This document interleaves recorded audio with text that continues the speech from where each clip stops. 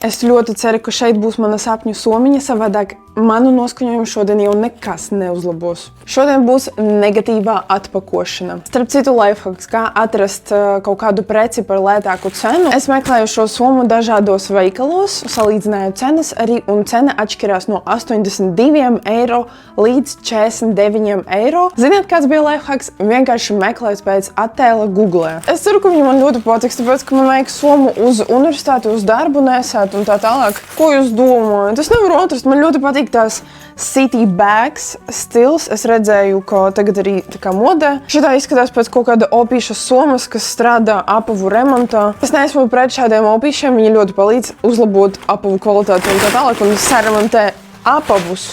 Bet es nezinu, vai man patīk. Viņi pat nelīdīs man uz pleci, ja es uzvilkšu vējaku. Man nepatīk šitā soma. Šī reāli izskatās vien pēc kaut kāda ceļojuma soma omītei vai kaut kas tam līdzīgs. Man liekas, es kļūstu vecs, tāpēc, ka es pievēršu uzmanību tam, ka somiņai ir daudz dažādas kabatiņas. Tas ir tas, ko saka mana ome vienmēr. Viņai ļoti patīk tādas somas, kur ir daudz dažādas kabatiņas. Vislielākais mīnus, ka es nevarēšu to nesēt tāpat šitā ten. Un es neesmu tā meitene, kas nesā šādi somiņas. Baigi negatīvā atpakošana sanāca, es ļoti atvainojos. Es nezinu, ko jūs domājat par šo somiņu.